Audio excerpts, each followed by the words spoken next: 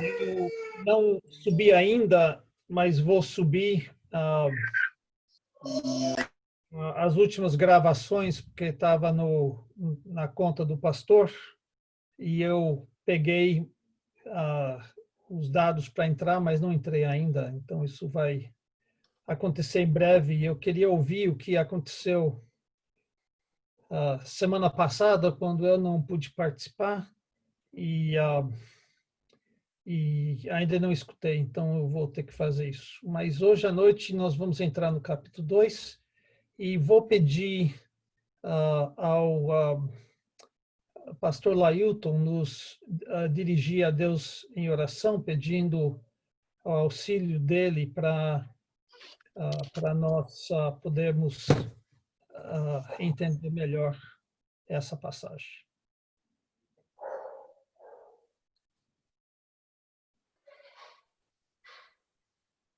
Tem que tirar o mudo. Agora o senhor tem um hino para ser cantado? Não, agora, não tenho hino hoje. É um hino, tá bom. Lentinho aí.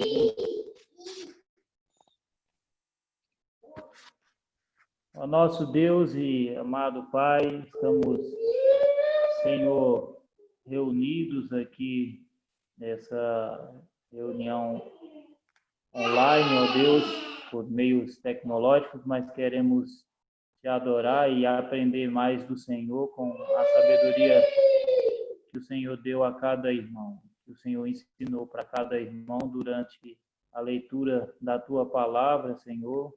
Queremos compartilhar uns com os outros o que o Senhor tem falado em nosso coração através da tua santa palavra. Abençoa esse tempo que iremos ter junto, ó Deus, que seja de comunhão e de refrigério para as nossas almas, que nós possamos estar atentos àquilo que o Senhor tem a nos ensinar, a nos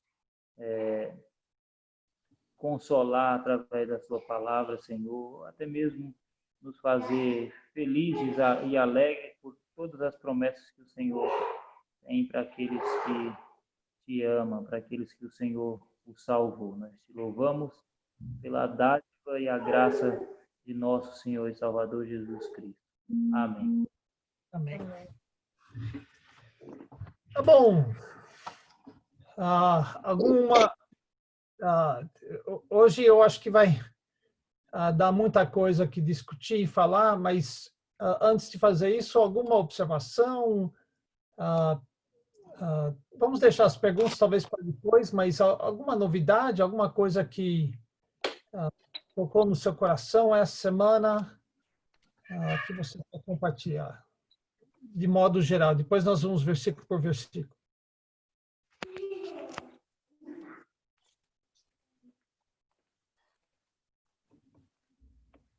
Não falem todos de uma vez.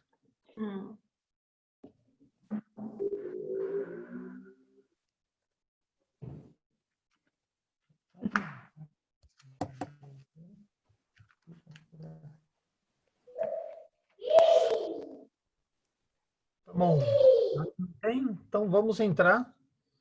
Vou pedir ao pastor Arthur, que eu vou começar na ordem que está aqui, leia versículos 1 e 2, por favor. Se há, pois, alguma exortação em Cristo, alguma consolação de amor, alguma comunhão do Espírito, se há entranhados afetos e misericórdias, completai a minha alegria de modo que penseis a mesma coisa, tenhais o mesmo amor, sejais unidos de alma, tendo o mesmo sentimento. Muito bem. O que os irmãos me dizem sobre esses dois versículos?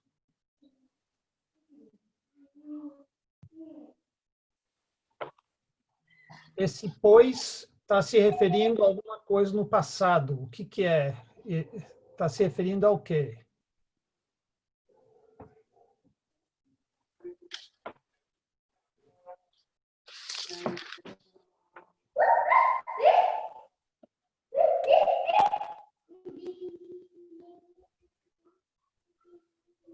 ao final do capítulo 1, onde diz que Paulo quer que lutem unânimes pela fé e tudo mais. Sim, então eu quero ler versículos 27 a 30. Vivei acima de tudo por modo digno do evangelho de Cristo, para que o indo ver-vos, isso é, eles me põem em liberdade e eu consiga ir ver vocês, ou estando ausente, ouça no tocante a vós outros que estáis firmes em um só espírito, e há uns que acham que é o Espírito Santo, outros que acham que é unidos no mesmo, na mesma atitude, no mesmo propósito, com uma só alma, lutando juntos pela fé evangélica, e que em nada estáis intimidados pelos adversários, pois o que é para eles prova evidente da perdição é para vós outros de salvação, e isso da parte de Deus, porque vos foi concedida a graça de padecerdes por Cristo e não somente de credes nele, pois tendes o mesmo combate que vistes em mim e ainda agora ouvis que é meu. Então nós temos aqui uma exortação para viver por modo digno do evangelho, mas um reconhecimento que eles estão sofrendo algum tipo de perseguição, algum tipo de oposição e que está causando algum problema, porque sempre eu tenho que admitir que até essa semana, toda vez que eu entrava no capítulo 2, o 2 aí, bem grandão, me fazia ficar perdido. É como se Paulo estivesse caindo de paraquedas. Como assim? Exortação em Cristo, consolação de amor, comunhão do Espírito, etc., etc. E é porque a divisão de capítulo não deveria estar aqui. A divisão do capítulo, creio eu, deveria estar depois do versículo 26 do capítulo 2.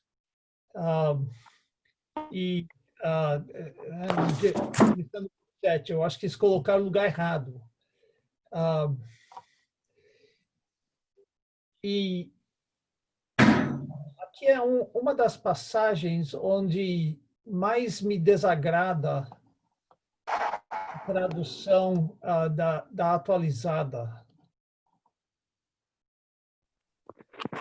O que vem à mente quando você ouve a palavra exortação?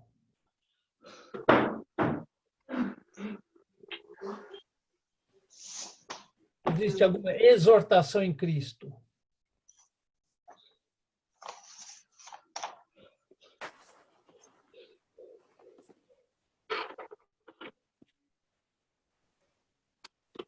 Todo mundo mudo, gato com a língua.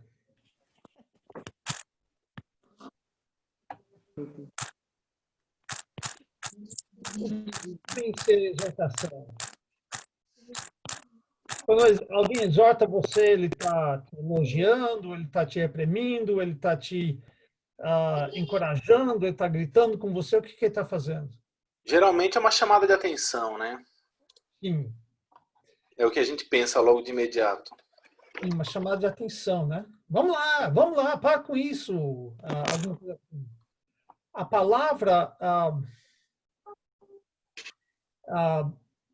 A palavra traduzida é a palavra parakaleo. É o verbo e o substantivo aqui é paraklesis. E eu não vou entrar... Está todo mundo com dificuldade de me ouvir? Eu estou escutando. Não, estou ouvindo perfeitamente. A irmã Josefa está com dificuldade. Eu não, pastor. Tá difícil, irmã Josefa? Tá, porque fica cortando as palavras. Mas aqui em casa não está cortando, viu? Inclusive eu estou vendo o pastor Mark inteirinho. Não sei se é aqui em casa. Eu vou mudar de lugar para ver se resolve. Tá certo. Só um minuto. Tá. Vocês lembram daquelas passagens em João 14, onde Jesus diz que ele tem que ir para o céu, João 14:16, onde ele diz que que ele tem que ir para o céu, e quando ele for, ele vai mandar outro Consolador. Sim. Então, é a mesma mesma classe de passagem de palavras, né? Parakaleo, Paraclese e Paracleto é consolador. Isso só para mostrar que a palavra pode significar exortação, como também,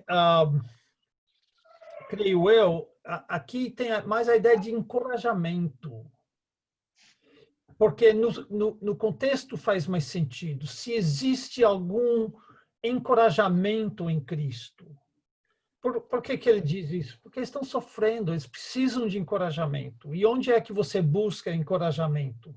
Você busca isso em Cristo. Nota que esse "se" aqui não está colocando nada em dúvida. É óbvio que existe consolação ou encorajamento em Cristo. Eles não traduziram consolação, porque a segunda palavra, de fato, significa consolação, de amor, e alguns acham que esse amor é amor de Deus, mas a ideia é que quando nós amamos e somos amados, isso traz conforto e consolo. Se há alguma comunhão ou compartilhamento do Espírito, e aqui provavelmente o Espírito Santo, mas pode ser a ideia de que todos nós compartilhamos juntos o mesmo espírito da coisa, né? Que nós somos companheiros em sofrimento, enfrentando a mesma oposição juntos. Isso traz uma certa comunhão. Pode ser isso, como também pode ser a comunhão que o Espírito Santo produz em todos os crentes. É disso que Paulo fala, por exemplo, em 1 Coríntios 12:13, onde ele diz que todos nós fomos batizados em um só Espírito para um só corpo. Então, a ideia é que existe uma união, um companheirismo por causa desse espírito, seja o nosso espírito de luta juntos, de sofrimento, ou Espírito Santo. E se há, e aqui nós temos, e se há profundo afeto e sentimento de compaixão, ou se há atualizada de se há entranhados afetos e misericórdias, são sentimentos profundos de compaixão, de amor, um para com o outro. E é óbvio que existem essas coisas. Agora, talvez esse último se refere a compaixão e misericórdia mútua de Paulo para com os filipenses e dos filipenses para com Paulo. Ou seja, eles estão encorajando e simpatizando um com o outro.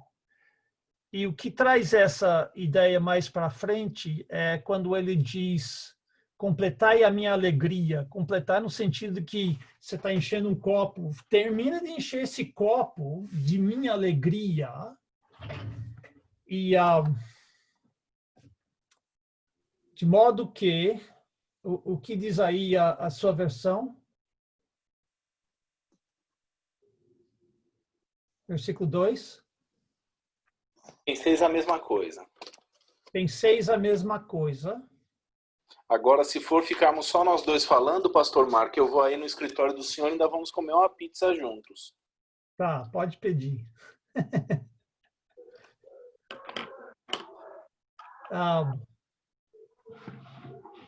comer pizza, eu vou falar também.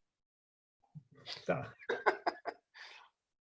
Pensei a mesma coisa. Esse pensei é froneite, do verbo froneu, e tendo o mesmo amor,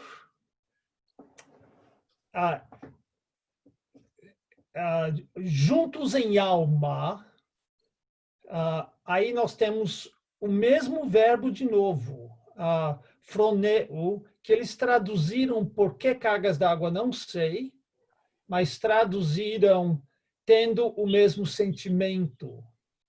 Está vendo isso? Completai minha alegria de modo que penseis a mesma coisa, tenhais o mesmo sentimento. Esse sejais unido de alma, esse sejais é adicionado, não está no original.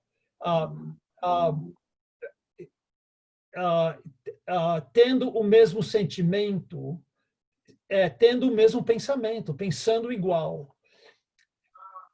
É importante que nós entendamos o que está dizendo aqui. Então, vamos lá. Completai a minha alegria, de modo que penseis a mesma coisa, tenhais o mesmo amor, unidos de alma, tendo o mesmo sentimento. Esse unidos de alma é um adjetivo ou é um advérbio que modifica pensar a mesma coisa de novo. É um adjetivo. Eu quero que você se entenda, é importante entender esse, porque nós não temos uma palavra que traduza bem ao português essa ideia de pensar a mesma coisa, porque dá a impressão de que Paulo quer que a gente tenha os mesmos pensamentos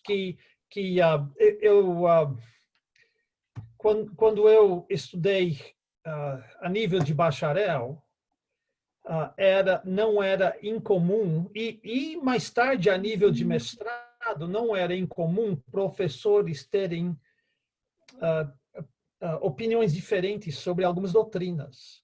Nada de fundamental, mas um pegava uma passagem, interpretava de um jeito, o outro pegava a passagem de outro jeito, e havia um debate rico, eu acho, pelo fato que a gente ouvia diversas opiniões dentro de uma unanimidade quanto às coisas essenciais. Quando eu cheguei no meu terceiro seminário para fazer meu segundo mestrado, eu percebi que todo mundo, até o último pingo no i, até o último traço do t, pensava igualzinho, nos mínimos detalhes. Não tinha essa diversidade na época. Hoje, aquele seminário mudou um pouco. Isso era fruto de um dos professores, que era o deão acadêmico daquela escola, que ele contratava as pessoas que só pensavam como ele pensava em cada patati e patatá, né? Cada detalhe. É isso que Paulo não está querendo da gente. Ele não está dizendo que não podemos discordar. Depois da minha mensagem, domingo à noite, alguém falou comigo, discordando com uma coisa que eu disse. Não tem problema. Eu não sou ditador, e nós não precisamos. Eu não posso impor minha consciência sobre você. Eu tenho consciência sobre certas coisas, eu não posso impor minha consciência sobre você. Não é isso que Paulo está falando aqui. O que ele está falando? Ele está falando que nós precisamos ter a mesma atitude, a mesma forma de encarar o que estamos vivendo. Ou seja, o que é que nos une? O que nos une, capítulo 2, capítulo 1, finalzinho, o que nos une é nós estamos lutando juntos pela quê? Pela fé evangélica. O que nos une é o que nós cremos. Estamos vivendo de modo digno. Nós estamos não sendo intimidados pelos adversários. Nós somos companheiros de luta, literalmente sofrendo juntos quando somos perseguidos e nós temos que nos manter fiel. Então, ele está dizendo justamente o oposto, para a gente não entrar em intriguinhas, em briguinhas, em discordâncias sobre coisas pequenas, mas está falando para nós, olha quem chegou, está chegando. Ele está dizendo para nós que nós precisamos ser unidos nas coisas principais, que é o Evangelho e a luta em que nós estamos. Deu para entender isso? Não é sentir a mesma coisa, não é pensar exatamente a mesma coisa, é esse espírito de união. Está falando sobre união, onde nós estamos unidos de alma, e visando o mesmo fim, se eu puder colocar assim, dessa forma. Entenderam? Uhum. Concordância nas coisas fundamentais, né? Sim, e dentro de uma igreja local, as coisas fundamentais são um pouquinho mais estreitos do que na igreja em geral, né? Por exemplo, eu não poderia ser membro de uma igreja presbiteriana, porque chegaram. Eu não poderia ser membro de uma igreja presbiteriana, embora reconheço que eles são irmãos em Cristo, talvez estão sofrendo talvez até as mesmas coisas. A dificuldade é que eles batizam bebês e eu batizo, e isso violaria a minha consciência. Então, para poder reconhecê-los como cristãos, eu deixo eles reunir na igreja deles e praticar o cristianismo da forma que eles entendem, sem eu ter que dizer que eles são descrentes. Eles não são descrentes. Mas então, dentro da igreja, um pouco mais estreito, mas mesmo assim, reconhecendo que uns estão em patamares diferentes de crescimento espiritual, alguns são recém-nascidos espiritualmente. Quando a pessoa vem para a igreja, vem tudo enlameado do pecado, atitudes que aprendeu lá fora. Quando vem de outra igreja, vem com bagagem. E a gente precisa dar um desconto para esses que ainda estão aprendendo e crescendo. E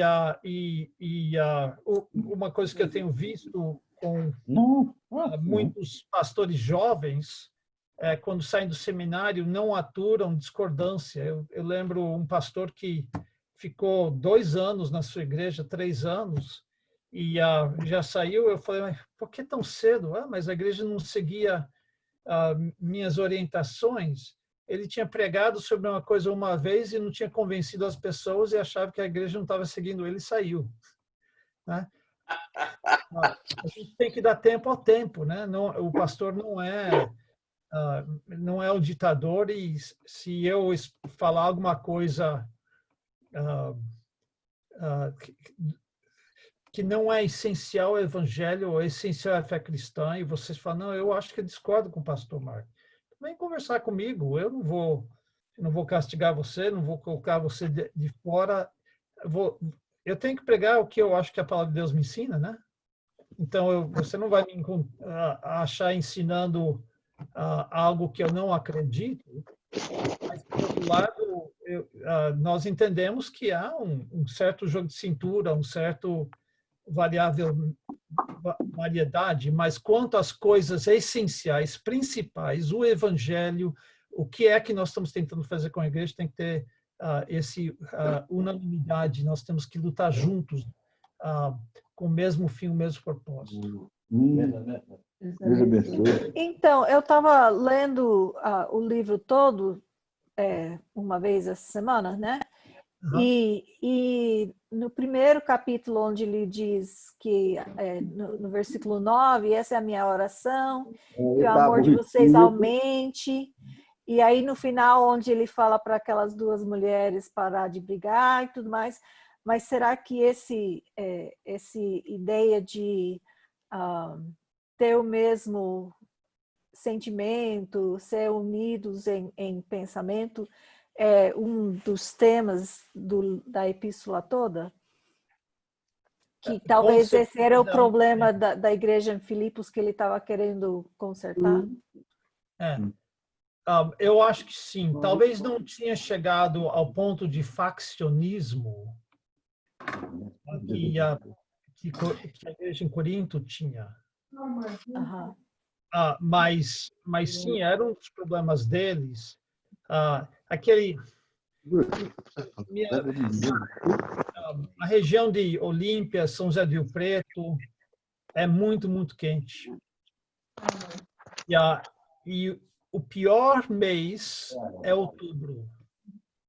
Porque em outubro, o frio já passou e as chuvas não começaram. Então, em outubro, 40 graus regularmente, sem alívio, à noite ninguém dorme direito. E minha mãe começou a perceber isso e começou a orar pela igreja dela e a disposição das pessoas durante o mês de outubro. Por quê? Não é que havia faccionismo, mas as pessoas começam, durante esse tempo, a fazer esse tipo de coisa, ficar ofendido, ficar cri-cri-cri, reagir de forma negativa a qualquer coisa, né? Não dar desconto para ninguém, não tratar as pessoas bem. Eu acho que é isso que estava acontecendo em Filipos, onde as pessoas não chegou a ser briga, mas era briguinha, né? Não chegou a ser facção, mas era aquele fulano ficou ofendido com Beltrano. Beltrano respondeu mal Cicrano e assim por diante, né?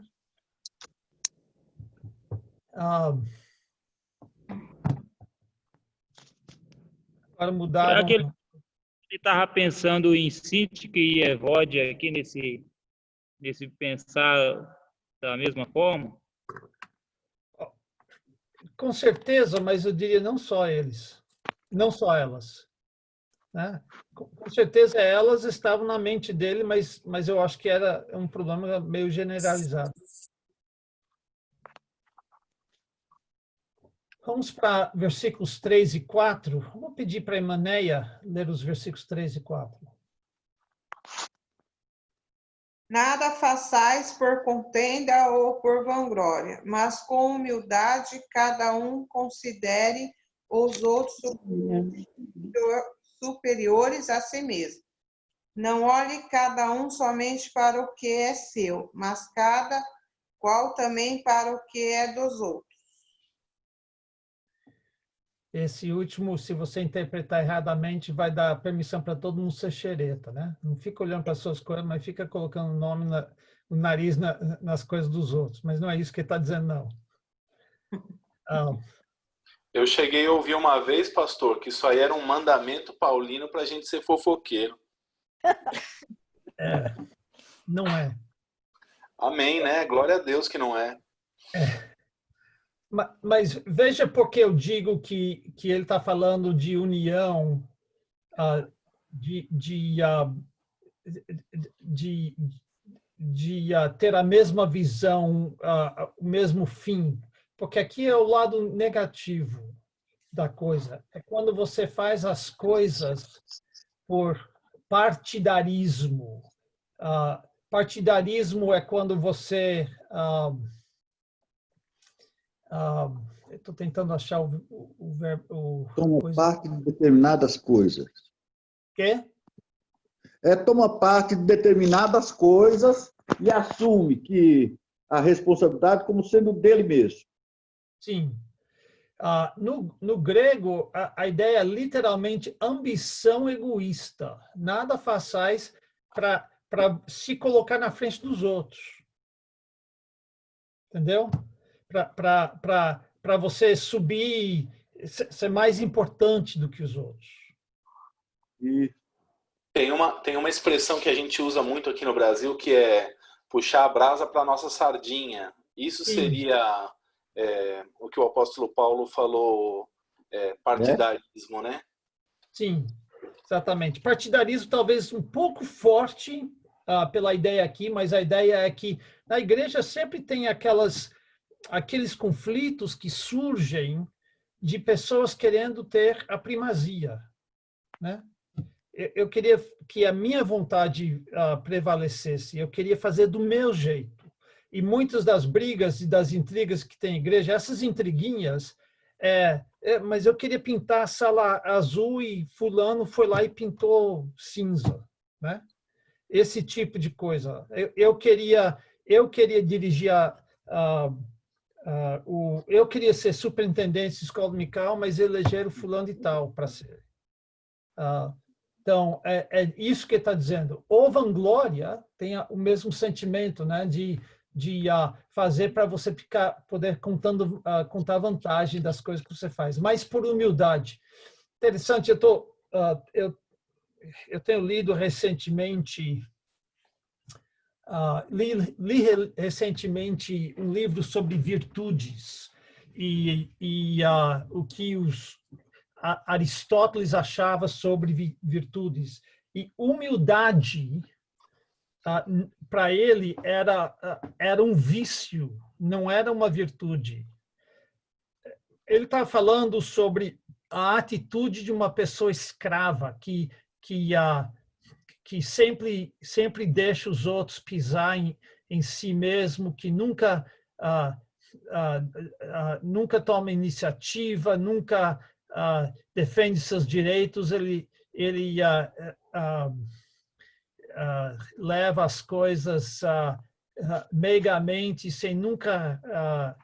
ele não serve para nada, porque ele é simplesmente aquele cara que o Messi fica batendo nele, ele tem que fazer o que o Messi manda. Para isso, para Aristóteles, os gregos antigos, isso era uma vergonha ser assim. Mas no Novo Testamento é uma das coisas que nós devemos procurar. Agora, eles provavelmente não querem dizer a mesma coisa com humildade, mas o que é essa humildade? É quando ele diz, considere cada um os outros superiores a si mesmo. E isso nós precisamos entender, porque eu estava pensando, e olhando a construção, aqui não é uma questão...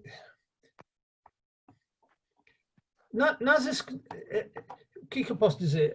O mundo que Deus criou não é igalitário. O que é egalitarismo? Nós vivemos num tempo onde nós temos igualdade extremado, onde todo mundo tem que ser igual a todo mundo. Então, até faz com que não dá para contar mais piada, né? Quando eu era pequeno, a gente contava piada dos portugueses, nos Estados Unidos a gente contava piada dos poloneses, a gente chamava eles de polacos. A gente você vê escocês contando piada de irlandês, esse tipo de coisa. Mas hoje não pode fazer nada disso, porque isso é menosprezar outra pessoa. É todo mundo igual. Nos Estados Unidos, recentemente, a Suprema Corte resolveu que uma lei que foi feita para poder não discriminar com base de sexo, né? Se você oferecia emprego para alguém, você não podia discriminar se a pessoa fosse homem ou mulher. Agora, os bambambam lá da Suprema Corte resolveram que isso também significa que você não pode discriminar quanto a ser uma pessoa transgênera, ser uma pessoa toda aquela homossexual e todas as coisas, mesmo se isso for contrário ao que você crê. Teve um caso onde um cristão que faz bolos de casamento recusou fazer bolo para um casamento gay porque era contra a religião dele, e ele teve que se defender na Suprema Corte, porque todo mundo tem que ser igual. E ninguém é melhor do que ninguém. Isso não é a realidade.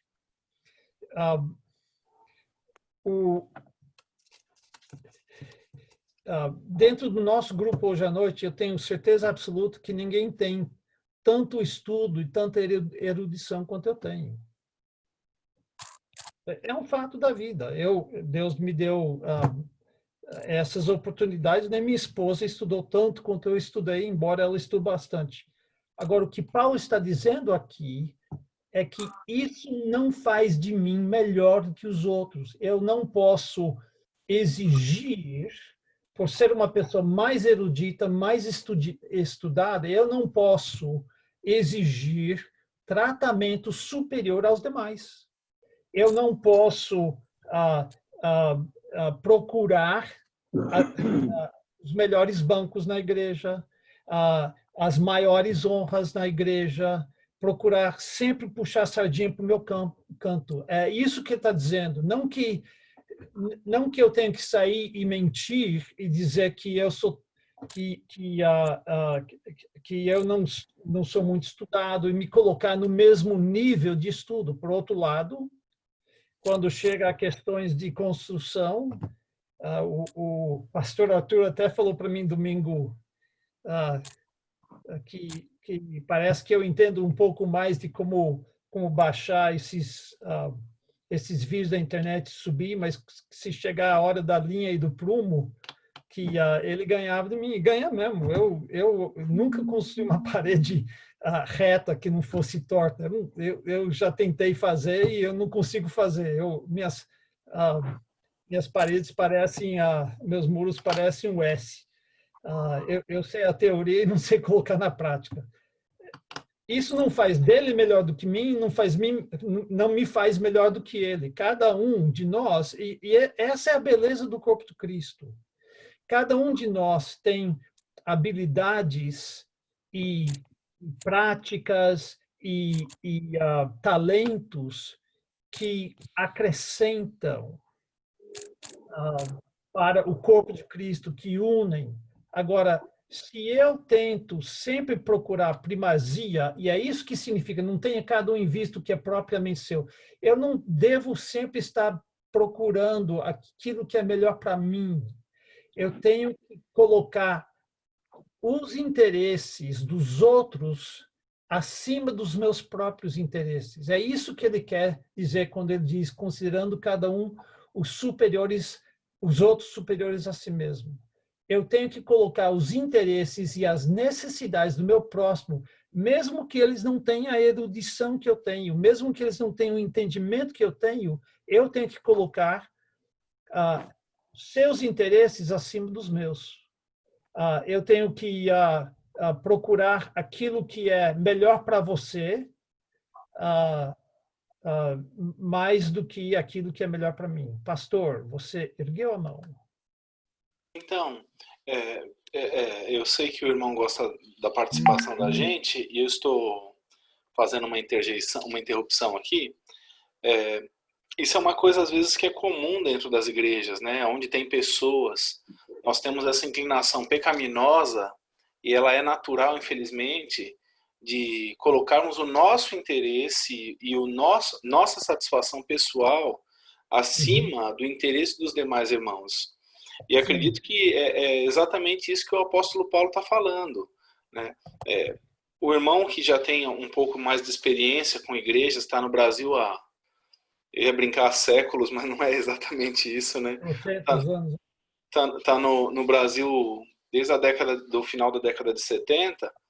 O irmão sabe que tem igrejas que se dividem porque ninguém quer arredar o pé da sua opinião, né? Isso é uma coisa extremamente contrária, né? Uma vez o irmão lembra, havia um encontro de pastores e conversávamos sobre um assunto, e o senhor deve estar bem lembrado que a pessoa que estava nos representando em certa altura, falando de um assunto que nós estávamos solicitando a representação dela, essa pessoa falou, não temos como conversar, a outra parte, a contraparte está irredutível, é só a opinião dela que vale. Então a gente vê que isso é extremamente contraproducente e absolutamente destrutivo para a Igreja de Cristo, né? concordar com as coisas fundamentais não é isso, não é você ficar exigindo que todo mundo pense como você, né? E nem tampouco tentar influenciar que todo mundo seja igual a você, né? A diversidade é uma bênção, né? Uma coisa que eu sempre uso como exemplo é o nosso polegar, né? Ele é totalmente diferente dos outros dedos, mas sem ele, segurar é muito difícil. Então, num corpo, todas as pessoas são diferentes e ter opiniões diferentes é uma bênção, é maravilhoso. Sim. Mas junto com isso, a atitude que ele está falando aqui é não se preocupar com o meu próprio bem, mas preocupar com o bem do meu próximo. Exato, exatamente. Então, a diversidade, mas usar o que eu tenho de melhor para o bem do meu próximo e não... Sabe, as pessoas que sabem falar bem e escrever bem controlam o mundo. Controlam o quê? O mundo. É real. Na política, quem são os políticos? Aqueles que sabem falar melhor que os outros. A Dilma mesmo é um exemplo disso, né, pastor? Com algumas exceções, né? Mas a coisa é que coisa é que há pessoas que sabem usar palavras. Pensa a Dilma é produto não dela, mas dos eruditos que colocaram ela na posição dela. O Sebastião acabou de dizer, é produto do Lula. Também. Mas veja onde que eles arrumaram tudo isso. As pessoas que escreveram as coisas que eles escreveram e falaram as coisas que falaram em sala de aula, e o resultado disso é que a elite controla o mundo. Mas só porque eles sabem colocar palavras bonitas em um jeito que solicite a admiração de todos, não significa que eles são os melhores. Então, se eu tenho mais habilidade com a língua, com escrever, com pensar do que os demais, eu tenho que ter toda certeza que estou usando isso para o bem do meu povo e da minha igreja, e não para me exaltar e ficar rico e essas coisas mais. É isso que ele está dizendo. Como o senhor que poderia ser professor em qualquer universidade cristã, comentava até aqui com a Heloísa sobre as orientações que o irmão deu acerca de educação domiciliar para a gente, principalmente para ela, e o irmão, facilmente a gente pode juntar 50 pessoas para lhe ouvir, mas o irmão tem gastado seu tempo apacentando um grupo de pessoas simplórias, né?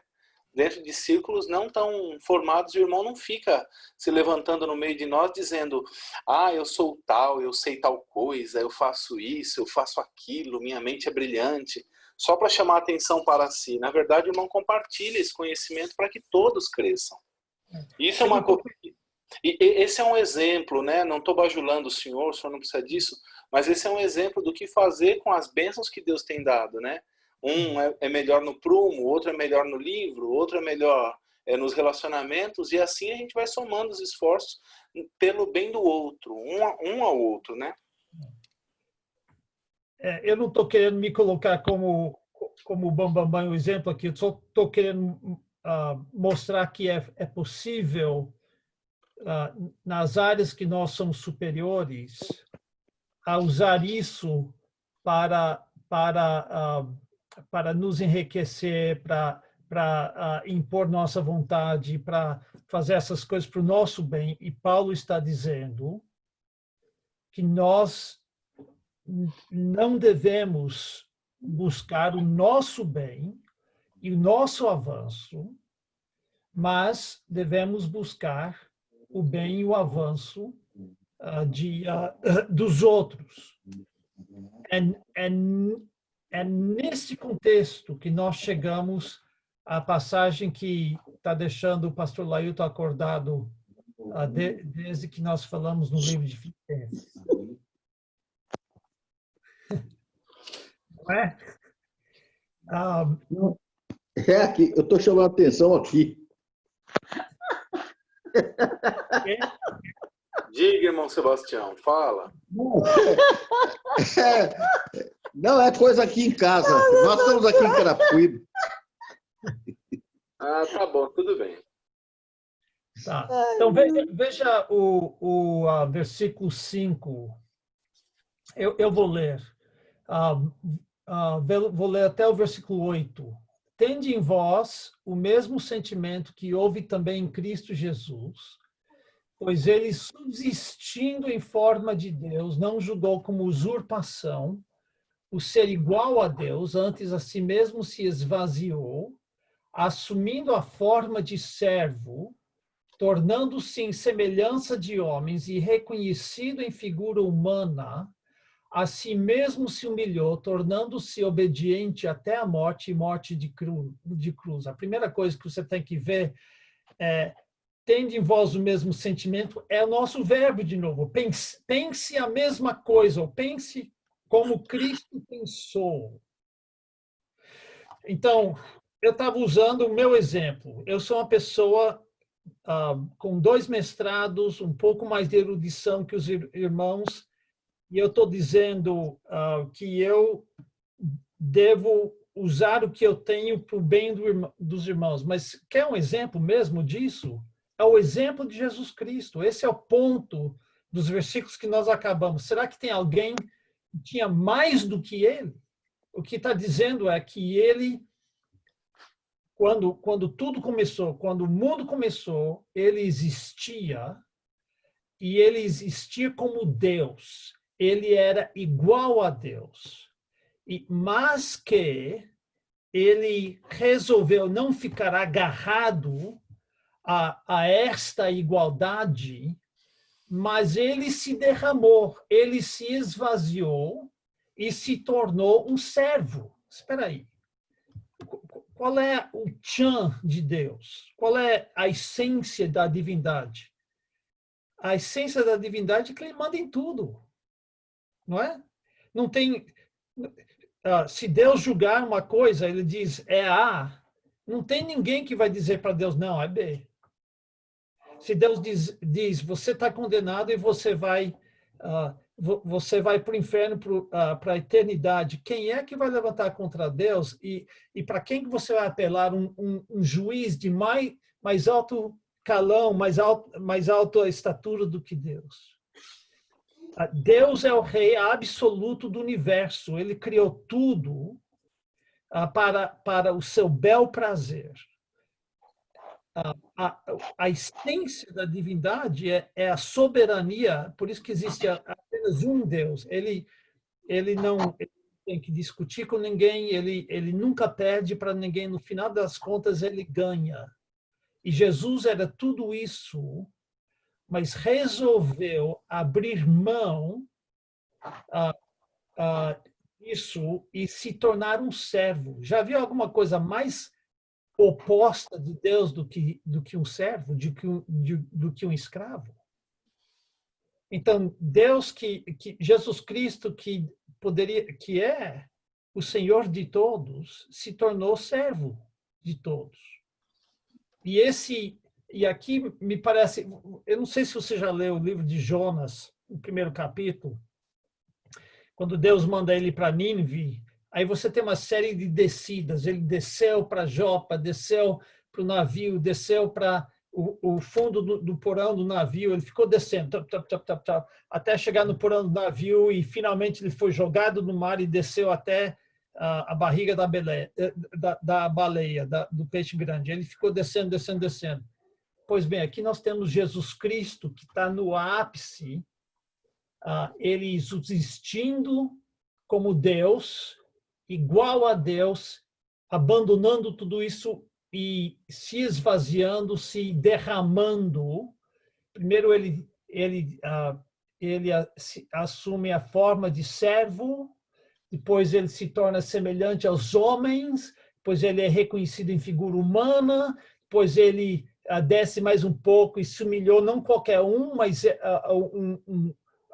um que é obediente completamente a Deus e até, pum, a última descida, ele morre numa cruz. E tudo isso nós sabemos para nos salvar. O Senhor de todos não procurou o seu próprio interesse. Ele procurou o nosso interesse. É isso que Paulo está dizendo. Então, nós vamos discutir, eu tenho certeza que o pastor Lailton tem perguntas e os demais têm perguntas teológicas, e aqui é o lugar de fazer as perguntas, mas a gente não pode perder isso de vista. Que é por isso que Paulo coloca essa parte, esses versículos aqui, para nos mostrar que Jesus, que é melhor de Jesus não tem. Ele é igual a Deus, mas ele para nos servir, ele entregou tudo isso, né? A minha pouca erudição não chega nem perto, né? Do que ele era, e ele serviu de uma forma muito mais humilhante do que eu. Então, o que eu tenho para me gabar, né?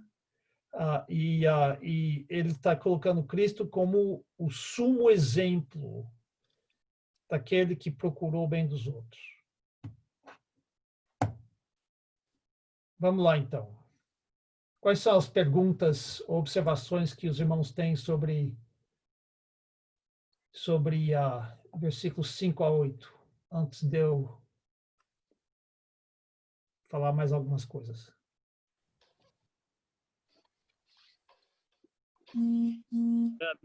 Para mim, essa passagem aqui deixa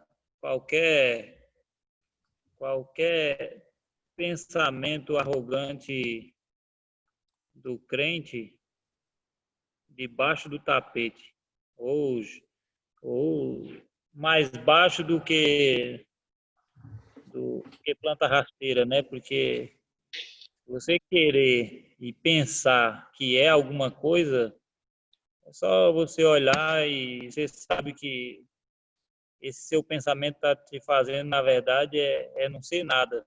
Porque ao olhar o exemplo máximo de humildade, é o nosso Salvador Jesus Cristo, tá aí. Ele que era tudo, fez isso aí.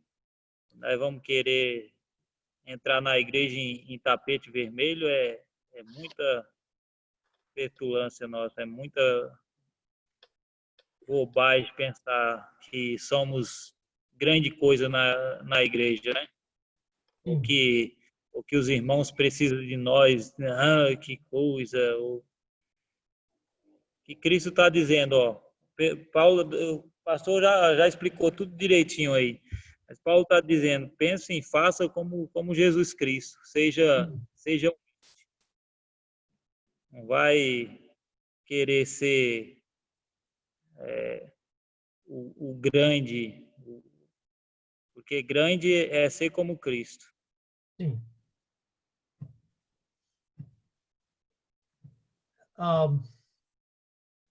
Mais alguém? Já chegou 9 horas e a gente não chegou nem no versículo 9 ainda.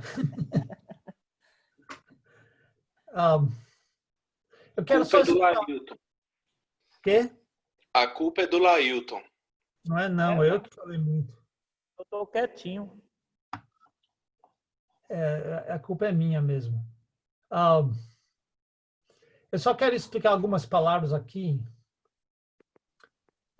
Esse subsistindo em forma de Deus tem a ideia de que ele já existia. Ele estava lá quietinho na dele e ele existia em forma de Deus. Nós temos a ideia da palavra forma. Essa palavra no Novo Testamento ocorre só aqui, no versículo 6 e no versículo 7. E temos a ideia de que uma forma é só uma aparência externa. Mas essa palavra não significa apenas a aparência externa. Está falando sobre a realidade manifesta de alguma coisa. Então, é uma realidade que dá para ver. Então, ele era Deus, é isso que está dizendo. E para ter certeza dessa interpretação, a gente só precisa olhar as outras passagens muito, muito claras. Por exemplo, João 1:1 diz, no princípio era o verbo, a palavra, e a palavra estava com Deus, e a palavra era Deus. Isso é muito, muito claro. No princípio, ele já era Deus, ele é pré-existente, antes do princípio ele já existia nessa forma. Deixa-me dizer uma coisa que eu vinha esquecendo. Muitos acham que o que nós temos aqui é um hino, talvez um hino comentado, do versículo 6 ao 11. É difícil saber, e eu tenho a dificuldade é que ninguém concorda sobre a estrutura desse hino. Então, não sei se é ou não, mas que é muito poético, talvez um ditado, um dizer, e isso com certeza, pelo menos do 6 ao 8, isso é um linguajar muito poético. Do versículo 9 a 11, talvez é uma segunda estrofe, mas não é a mesma coisa. Nós não sabemos se Paulo pegou isso de outra fonte ou se ele teve um acesso de literário aqui, onde ele começa a falar dessa forma. Mas, de qualquer forma, ele está falando de uma forma bem elevada, uma poesia extremamente elevada. E ele existia em forma de Deus, ele existia como Deus, e não julgou como usurpação. Essa palavra traduzida usurpação é a palavra que ocorre só aqui no Novo Testamento, e a gente também não sabe exatamente. Pode ser que tem um pensamento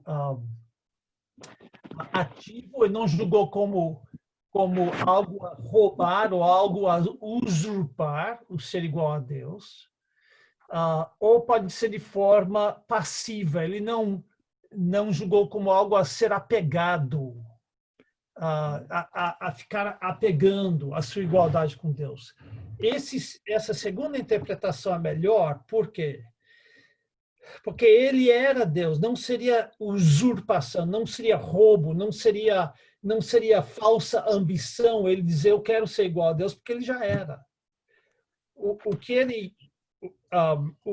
ele fez é largar mão dos privilégios que ele tinha como Deus. Alguém que é Deus não pode deixar de ser Deus. Jesus não abandonou sua divindade. Ele não parou de ser Deus. Isso é impossível, seria impossível. Mas quando ele apareceu aqui na Terra, andando por aí, vestido como pobre, não tendo lugar nem para dormir, ele não parecia muito Deus, não, né? Só de vez em quando ele ressuscitava os mortos ou fazer algum milagre espantoso. Tanto é que quando ele estava lá com Pedro no Mar da Galileia, depois de pregar, ele falava, vamos lá mais profundo e solte suas redes. E Pedro disse, não, mas nós pescamos a noite toda, não pegamos nada, mas já que o senhor está falando, nós vamos lá. Ele vai lá e enche a rede de peixe como nunca tinha enchido antes. E Pedro captou o que tinha acontecido. Ele se ajoelha diante de Jesus e diz, afasta de mim, porque eu sou homem pecador. Ele sabia que ele estava na presença de Deus. Mas Jesus não parecia Deus até aquele momento. Jesus parecia um sábio, um profeta, qualquer coisa menos Deus. Mas aquele evento mostrou para Pedro que ele era Deus. E então, Jesus, o que ele fez? Ele largou mão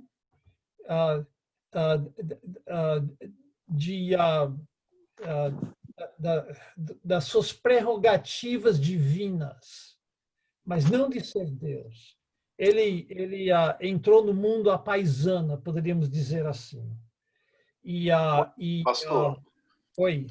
uma definição que eu gostei muito, que eu acho que faz bastante sentido, Eu acho que eu li foi no Emery Bancroft mesmo, que quando ele diz que Jesus abriu mão do uso independente dos seus atributos divinos.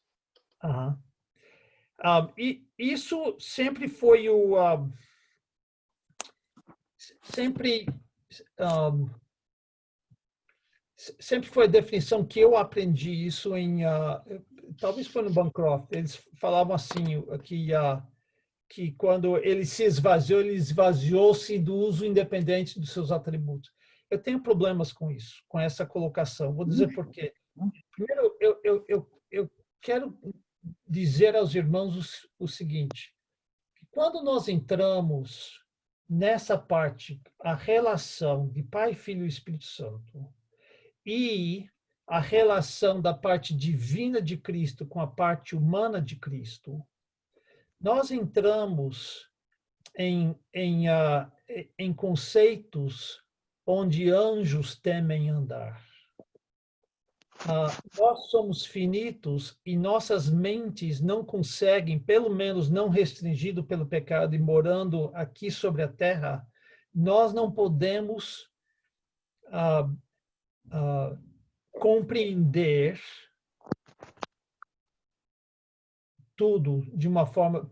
Podemos afirmar o que as Escrituras afirmam, mas nós não podemos compreender. Então, nós temos que ter muito cuidado com algumas coisas. Primeiramente, nós temos que defender o fato que existe um Deus. Segundo, que nós temos que defender o fato que há 3 pessoas nas Escrituras que são tratadas como divinas. E não são 3 deuses, mas um só Deus.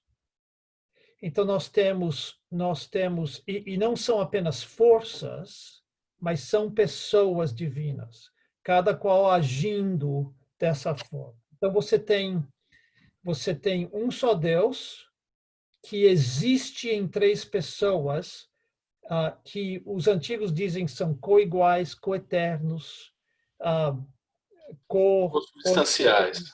Quê? Co-substanciais. Co-substanciais, da mesma substâncias, mas existindo em 3 pessoas diferentes.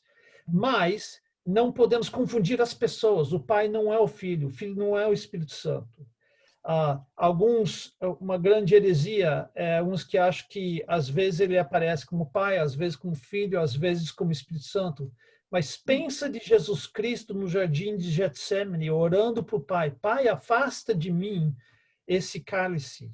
Se eles fossem a mesma pessoa, para quem que Jesus estava orando? Entende? Então, é um só Deus que existe em 3 pessoas. Nós não podemos compreender como isso funciona, porque aqui nós temos, se nós temos 3 pessoas, nós temos 3 substâncias diferentes. Eu não sou o pastor Arthur e nem o pastor Lailton, e nós não somos um só pastor. Somos 3 pessoas distintas. Eles são 3 pessoas distintas, mas um só Deus. Dito isso, eu acho que, de uma forma, Jesus nunca teve uso independente dos seus atributos. Deus é tão unido que ele nunca fez nada, nem na eternidade passada, por conta própria.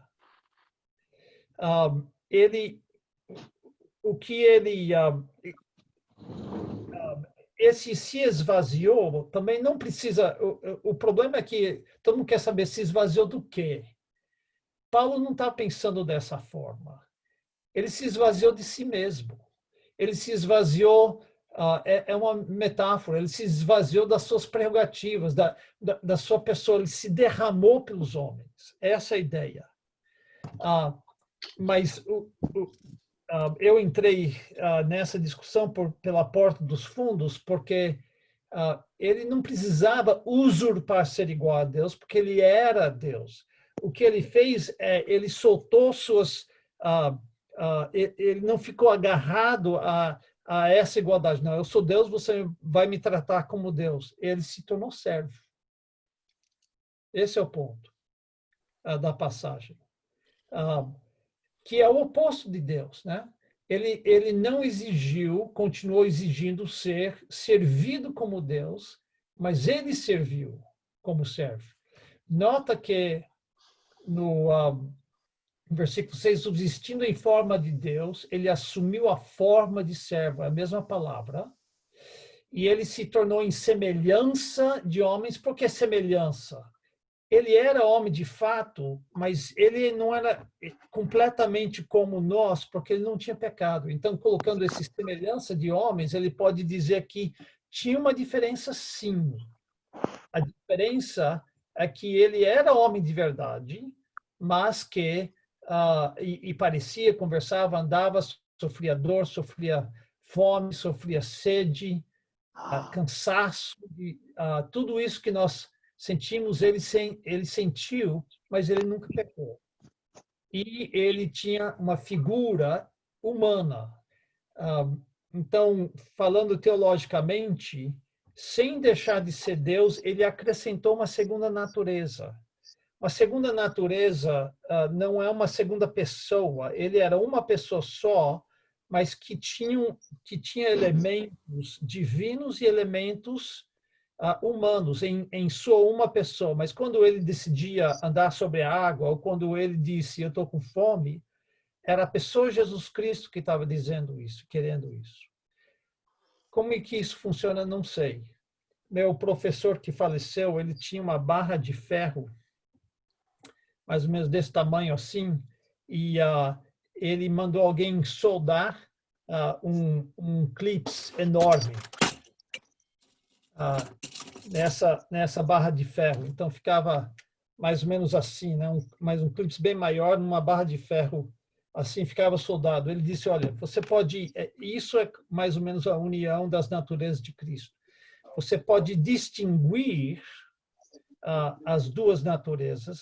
Isso ele falou porque ele é divino. Isso ele sabia porque era divino. Isso ele agiu assim porque ele era humano. Você pode distinguir, mas você não pode separar. Ele é uma só pessoa. Ele não tinha um anjinho em um ombro, outro anjo em outro ombro. Ele era uma só pessoa com duas naturezas, ou dois séries de atributos. E esse versículo está falando claramente isso, que ele assumiu essa parte humana, e o ponto todo é que ele saiu do céu, ele virou um servo, ele ficou andando por aí como um ser humano, todo mundo reconhecendo que ele era um homem, mesmo que era Deus, sem deixar de ser Deus. Se humilhou tanto, se serviu tanto que ele foi obediente até a morte, obediente a Deus até a morte, e não qualquer morte, morte de cruz. E o resultado, eu acho que hoje nós vamos terminar só no versículo 11, e semana que vem a gente vai continuar esse capítulo. Pode ser? Versículos 9 a 11, pelo que também Deus o exaltou sobremaneira e lhe deu o nome que está acima de todo nome, para que ao nome de Jesus se dobre todo o joelho nos céus, na terra e debaixo da terra, e toda língua confesse que Jesus Cristo é Senhor, para a glória de Deus Pai. Tem muita coisa aqui, mas eu só quero colocar uma coisa, que a humildade de Jesus Cristo, a humilhação dele levou à exaltação. Agora, nós não vamos ser exaltados da mesma forma, mas eu quero voltar para o capítulo 1, onde ele diz...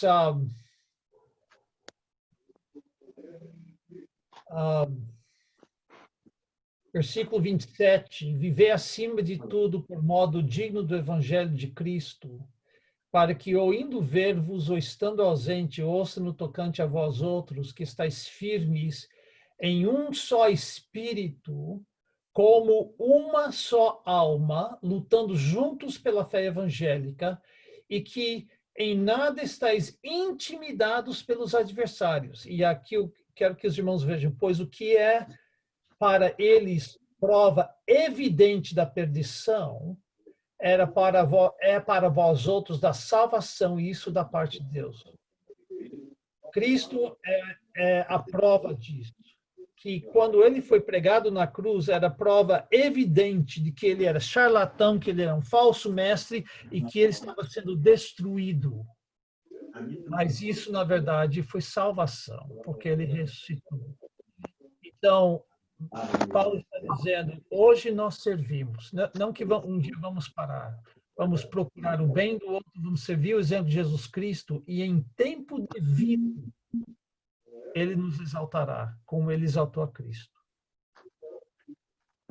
O caminho da humilhação é o caminho da exaltação. Lembra que nós aprendemos em 1 Pedro? Para nos submetermos debaixo da mão poderosa de Deus em tempo devido, nos exaltará? Isso no capítulo 5. Versículo 6. Humilhai-vos, portanto, sob a poderosa mão de Deus, para que ele em tempo oportuno vos exalte. Aqui é o exemplo de Jesus Cristo. Vamos nos humilhar.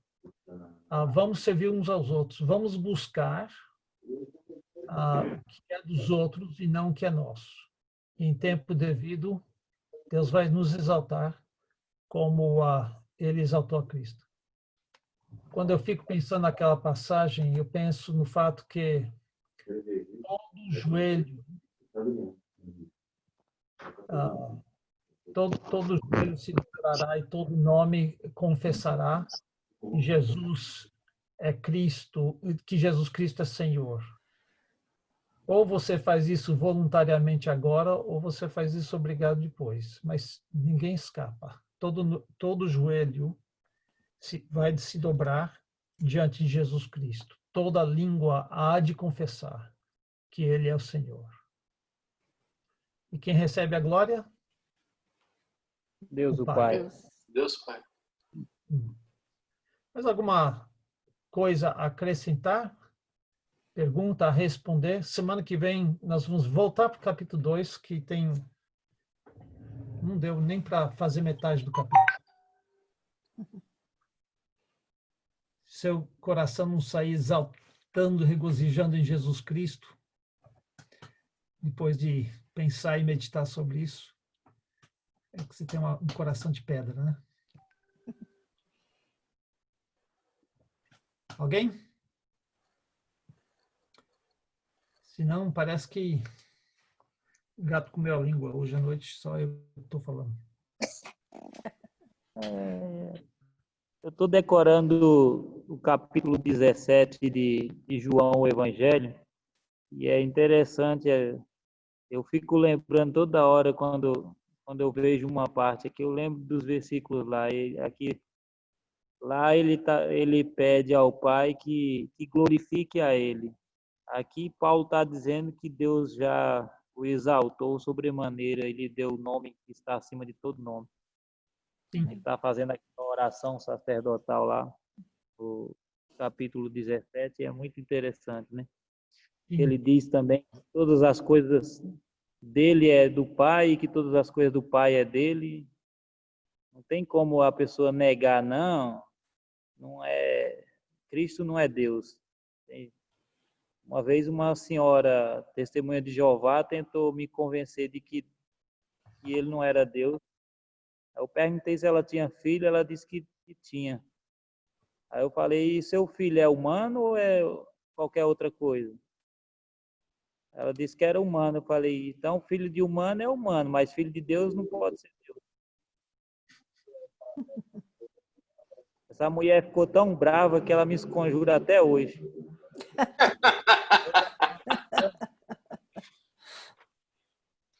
Pois é. Essa ilustração vai começar a cair de moda, viu, pastor Laírton? Porque agora tem gato que é filho, tem cachorro que é filho. Mas isso aí é só vontade de ter um filhinho ou um neto.